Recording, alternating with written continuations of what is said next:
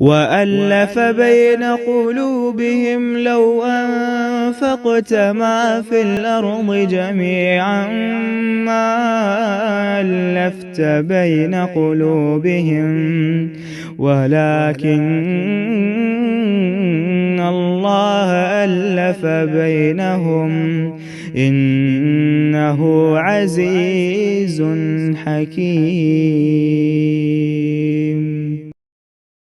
اس پارے میں ذرا سا دیکھیے، پارہ 9 میں دل کی جو مختلف حالتیں بیان ہوئیں، اور ان سب کو پڑھتے سنتے وقت آپ کو اس چیز کا یقین ہونا چاہیے کہ قرآن پاک میں اتنی دفعہ تذکرہ ہے۔ ابھی آپ نے دیکھا ہے کہ 130+ ٹائم قلب کا لفظ قرآن پاک میں استعمال ہوا ہے، اور آپ 30 پاروں میں اس کو پھر سمجھتے اور پڑھتے ہی جا رہے ہیں۔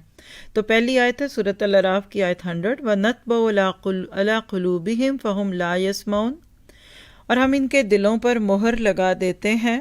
اور کس طریقے سے مہر لگا دیتے ہیں کہ پھر وہ کچھ سنتے ہی نہیں، جیسے اللہ نہ کرے اس وقت بھی ہم میں سے کوئی نہ سن رہا ہو، تو القلب المطبوع علیہ، دیکھیے کانوں سے سن رہے ہیں لیکن جب تک دل کے کانوں سے نہیں سنیں گے تب تک بات نہیں سمجھ آئے گی۔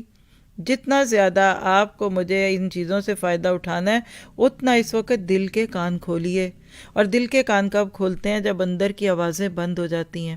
سارے تفکرات چھوڑ دیجئے، ساری باتیں پیچھے ڈال دیجئے، کیا ہوگا، کل کیا ہوا، آگے کیا ہو رہا ہے، میں کیا کروں، وہ کیا کرے، دس اینڈ دیٹ، سب چیزوں کو پیچھے ڈال دیجئے اس وقت، اور بولیے میں یہاں کیوں بیٹھی ہوں؟ اللہ نے مجھ سے یہ بہتری کا معاملہ کیوں کیا؟ اللہ سبحانہ تعالیٰ مجھ سے اتنا پیار کرتے ہیں۔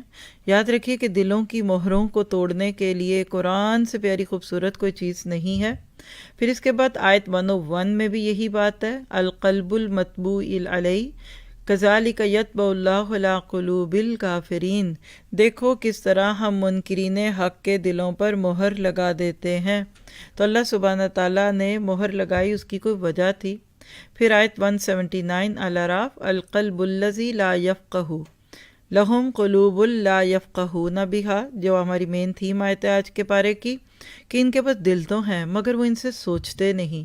تو کم از کم ابھی تک اتنی بات تو سمجھ آ گئی کہ سوچنے سمجھنے کا کام دل کا ہے نہ کہ عقل کا۔ پھر اعراف 198 پہ ہم دیکھیں گے القلب الذی لا یعقل، کون سا ہے؟ وَإِن تَدْعُوهُمْ إِلَى الْهُدَىٰ لَا يَسْمَعُوا، یعنی جب دل میں سمجھ نہیں ہوتی نا، تو جب کوئی سیدھی راہ پر بلائے تو وہ سن کر بھی انسنی کر رہے ہوتے ہیں۔ اس وقت اللہ نہ کرے ہم میں سے کسی کا ایسا معاملہ ہو۔ پھر آگے سورۃ الانفال جہاں شروع ہو جاتی ہے تو وہاں آپ دیکھتے ہیں آیت 2 میں، انما المؤمنون الذین اذا ذکر اللہ وجلت قلوبہم، کیا کہ بے شک مومن جو ہیں وہ کون ہے کہ جب ان کو اللہ کا ذکر کیا جائے تو ان کے دل ڈر جاتے ہیں۔